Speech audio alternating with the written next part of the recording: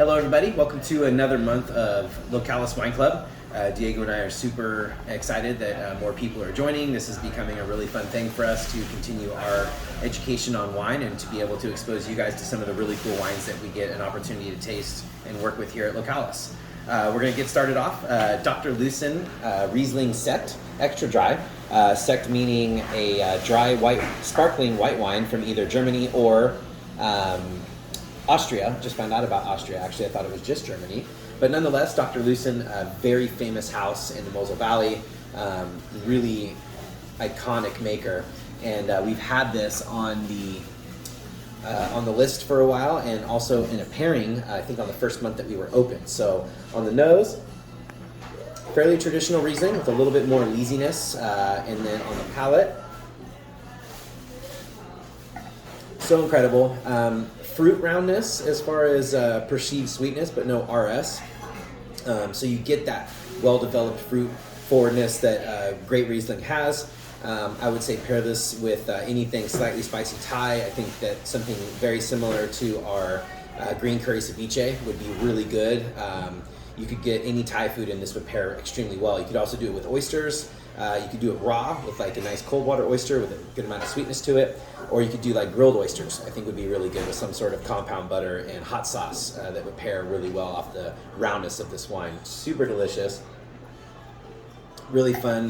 We're always going to try to include at least one sparkling in the lineup, just because who doesn't like bubbly wine, right?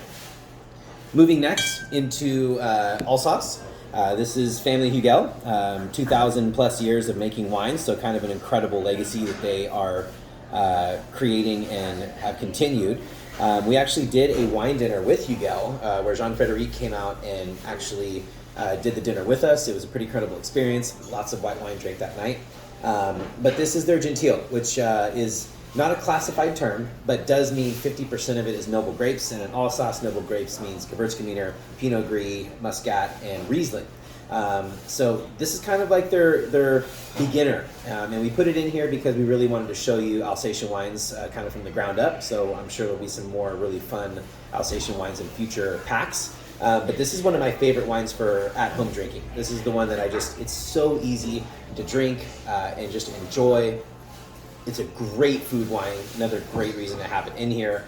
On the nose, you're getting those noble grapes. So you get Gewürztraminer, that's kind of like this very unique smell to it, very green. You're also getting some heavy minerality. Muscat, obviously pretty prevalent in here. This is a beautiful wine, 2017 too, so a little bit of age, which is kind of nice when you have high acid wines to tone down just a little bit and really come together in the bottle before you drink it. It's everything that you want in a great white wine from Alsace. It's super well balanced, great acidity, great fruit forwardness, really great minerality. Alsace is such a varied soil content that it's almost impossible to have the same wine, even if it's the same grape, if you're 300 feet from each other. It's still different. It's a really cool thing. Vineyards, like large vineyards in Alsace can taste different from one side to the next because of all of the different soil types. So for this, great white wine for like a nice salad, if you're just like eating fresh. Definitely vegetable forward dishes I think would pair very well. Gewürztraminer kind of puts it into this category where you can really start getting away with a lot of vegetality, if that's a word or not, I'm not sure. But vegetal flavors, for me, really enjoy that. And the Riesling too, it's just so easy to drink. This is just a really fun wine. I can't wait for you guys to open this bottle up. Make sure it's nice and cold. This is one of those ones where you don't really want it warm. Things start showing up that kind of maybe aren't your favorite. Still a great wine, but I think this one really drinks well when it's fairly cold. And definitely now that it's getting a little cold outside, this is actually when I prefer to drink a nice crisp white wine. A lot of people are the opposite. They want that during summertime. Not to say I want to drink red wine during summertime. But crisp white wines like this with veggie dishes, like braised veggie dishes, I think are really fun and kind of help elevate the dish up a little bit and take something that could be seen as heavy to something kind of light. The acid will always be able to go against any of the bigger flavors that you have. Really cool. Gentile by Hugel. Really fun wine. Finish this one off. Next up in the lineup is 2007 Chardonnay from Caraccioli Cellars. They are in the Santa Lucia Highlands. And I've been working with Caraccioli since we opened Localis. 2007 is a long time for a Chardonnay to be sitting, but we're really excited to get it to you because this is probably something you won't be able to find anywhere online. And we love their wines here. Scott is making some incredible stuff. His sparklings, I think, are some of the best in California. Really beautiful. He owns a Skull Vineyard, which other winemakers make fantastic wines out of too. But this one is actually from a different vineyard, and I'm really excited to bring it to you guys. Like I said, you don't really get a lot of Chardonnays from California with heavy age on it, and I think these keep up. He makes very Burgundian style wines, and his Chardonnays are always really beautiful, really finessed. So yeah, you get that like kind of bread and butter and richness out of this from the age and from the grape, obviously, of Chardonnay. But it's still holding on to a ton of flavor, and you can smell the crispness on this wine, even with 14 years of age on it. So good. Cannot wait for you. One thing I will say about this wine, if you get a bottle that has something off in it, please reach out to us. We'll get you a new bottle. But we just had to show you this wine. We've been sitting on it for quite a while in our cellar, not wanting to get rid of all of it. So lucky that our wine club isn't hundreds of people because we don't want to give away all of our bottles. But this wine is delivering on all levels. The acidity is still really beautiful. Fruit's still very forward. You don't get a whole lot of oxidization in this wine. You do get that richness, that depth that you get with aged Burgundy, the same as this, being an aged Chardonnay as well. For this, I'm going like poultry. I think you could do, especially right now with Meyer lemons in season and apple, you could do something with like a Meyer lemon sauce, maybe roasted apples and quail or chicken or something like that. But you can go pretty rich with this, and it's going to compel those flavors out. This is such a fun wine. I cannot wait for you guys to open it. Once again, you don't want this freezing cold, but you would like it chilled. So below cellar temp, but not too far below cellar temp. You want to taste all of those, and as a wine gets warmer, you start tasting more and more and more of it. So one of those things where lightly chilled is going to be perfect, but wow, I mean, this wine is... It's just so fun. He makes great wines, and it shows when you can age something 14 years, a white wine like this, a Chardonnay, and still have it be just crisp and beautiful acidity to it. Really get a lot of green apple, those kind of appley flavors, so I would definitely pair something along the lines with that, but wow, can't wait for you to try this one. Next, we'll get into some red. This is Poggio di Bartolone. Which is a very fun wine. I had not really any understanding of Nero Diavolo or Frappato, which are the two grapes that make up this wine. Diego kind of pushed me into this when I was talking about a dish, and I wanted something that was kind of like Pinot Noir, but something a little more interesting, and he turned me on to this wine, and I absolutely love it. Hailing from the southern part of Italy, down in Sicily, and we had this on the wine pairing, I think 2 menus ago, with a beautiful dish, and I'm going to go ahead and pour this and give you the nose first, because this wine has depth, and I don't mean like richness and heavy, but it has a lot going on. This is not a simple Italian red wine. This is something so much more than that. So right off the bat, you're getting like those big red flavors, really like roasted red flavors though, not bright, acidic, but those deep, dark, almost purple notes to it. You get some fennel in there for sure, fresh and fennel seed. It's bringing me back to the wine pairing. This is such a fun wine. 2017, by the way, so drinking perfectly right now.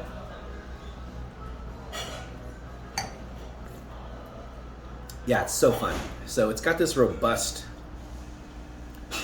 I'm just gonna say right now, get some canned tomatoes, make yourself a pasta dish. Get some like slightly spicy sausage, or sausage with a good amount of salt to it, and make yourself almost like just a standard red meat sauce pasta with sausage instead of like a beef or something. You want a little bit of spice with this wine. It's fruit forward. It's Sicily, so it's a very warm area, and it can handle a little bit of spice. And this is just Such a fun, interesting, medium-bodied red wine. You could drink this on its own. You could drink this with a simple red pasta dish. So fun. It's wild mushroom season. I also think this would go really well with some wild mushrooms in that same pasta if you want. Really fun wine. Do a little study on Nero Diavolo and Frappato. It's starting to become like the Psalms, love, passion of now coming out of these areas with these new red wines from Italy that are different than what you typically get. This isn't Chianti, this isn't, that kind of area. It's really fun. So enjoy a nice pasta dish with spicy sausage and some roasted mushrooms. You'll have a wonderful evening. Poggio di Bartolone. Well, we will head north up into Spain. I've been waiting to put something really cool like this on for a while. Diego and I were sampling a bunch of wines, and this one just stood out to us big time. Rioja is just such a beautiful region. I really love the wines from there. If you're going to drink a big red wine, when people at Localis say, I'm a cab drinker or something like that, I always push into like a nice rich Rioja. Not that they're exactly the same or anything like that, but they're big, rambunctious, red wines. They're made for food, obviously, and I think this is a really fun way to get people outside of that normal, California Cabernet, which we have coming up next, by the way. But Custero, this is from Tinta Nublo Wines, and pretty old house. They've been doing this for quite a while. Rioja kind of, there's a lot of grapes being grown, but Tempranillo is really king in Rioja. So it's kind of, usually you can, that there's some sort of that in a Rioja or Alta Rioja or any of those areas that are all in the Rioja region. Yeah, this is, to me, extremely classic. You get a little bit of oak on the nose. You get those really ripe red fruits. It definitely smells like Tempranillo, which is fantastic.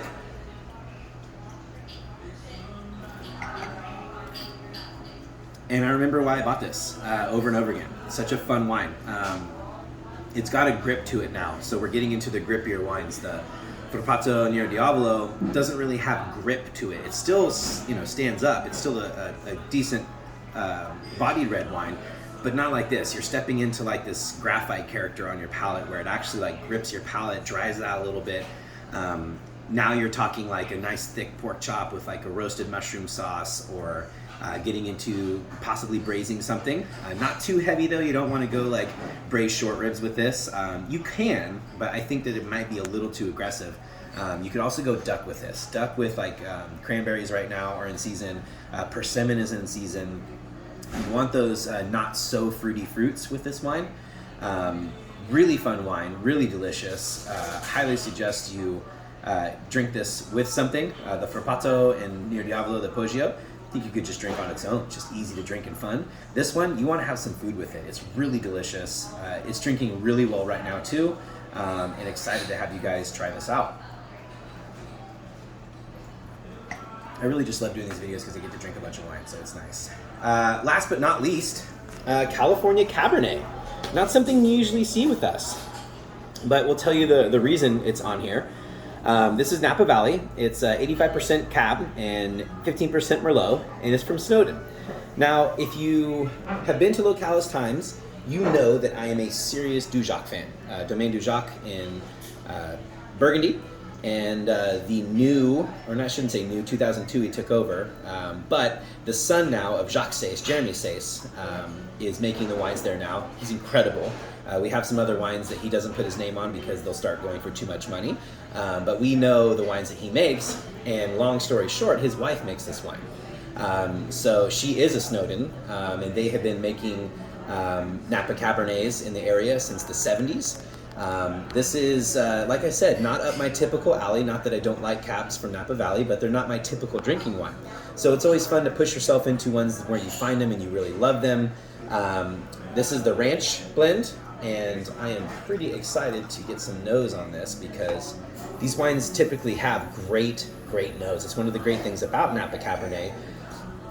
It's a warm area. You get the fruit pretty dang ripe, and if you can get those alcohol levels into the right area, you really get to taste a lot in each of these wines. I think that's what people like about Cabernet. It's a huge flavor bomb when you drink it. the Snowden right here.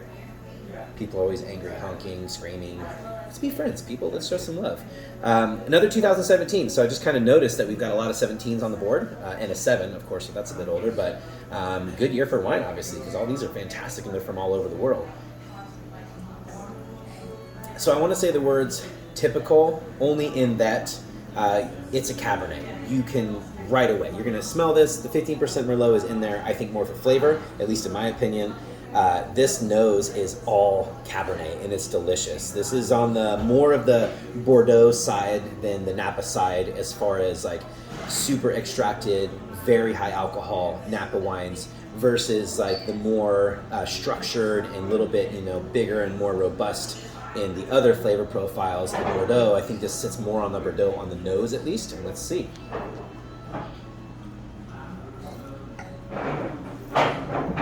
Yeah, this is an incredible wine. Definitely go braised. You can pair this with something very big. Sounds strange, but this I said mostly drink with food. Not that you can't drink it. Of course, you can do whatever the heck you want. It's your wine. But this is one of those rare big wines that I would drink on its own. You just kind of sip on it and you just let it, open up. I think this is going to open up continually. Maybe spread this out over a weekend, like start on Friday night, have it with dinner, a glass, and then try it again on Saturday, try it again on Sunday. I think it's going to continue to open and just become pretty exciting. This shows finesse of winemaking in Napa Valley. Like I said, you can very easily go way too heavy, high alcohols, fruit bombs. Those are not the wines that Diego and I really try to source here. We do have some on the list because, like I said, if that's what you love, then great. Wine is only good to you, right? So, but this is so much structure in a beautiful way. It has big, robust fruit, but it still has all these layers of forest floor. You get that real earthiness that goes along with an old world wine. She's an incredible winemaker. Obviously, she married an incredible winemaker, so I'm a little jealous that two of great winemakers got married, and they're probably going to have children that are winemakers. They have children, but I'm sure there'll be winemakers that are incredible. I mean, you could go a zillion directions with this. People traditionally would say like, oh, throw a filet mignon with this. I never understood this. Cabernet is a big, robust red wine. It needs fat. Eat a ribeye with it. Don't eat a filet. A filet is very soft and delicate. It doesn't have very much fat. It's not the most flavorful cut of beef. If you really want to get into it, braise like a short rib, or you could even do this, with something on the cheaper side of beef. Find a nice piece of like shoulder cuts of some way, or clawed heart, or something that you can braise down in some red wine. Obviously, don't use Snowden. It's not cheap. You're not going to be able to find it readily available. But this wine is dying for a delicious, rich, winter style of meat dish. And I think that you're going to really fall in love with this. If you're a Cab drinker already, you're going to love it. If you're not a Cab drinker, I think you're going to love it, because I love it. And I'm not your traditional Cab drinker either. So with that being said, I hope you guys had a good time checking out all the wines. Let us know what's going on. Hit us up in the comments, hit the follow button, like it, do whatever you can to help us grow this a little bit, and we'll just keep putting out more and more interesting wines. Next month, we're going to launch our first special for you guys. We have enough people now together that we're going to source some incredible bottles that you cannot find anywhere else and offer you guys the opportunity to get in some of these. So with that being said, have a wonderful rest of your November. We look forward to December's wines, and maybe we'll do a little extra champagne. I mean, it's a special time of year. And hope you and your family enjoy Thanksgiving or whatever you like to enjoy during this time where you see family and you show each other love. Have a great night.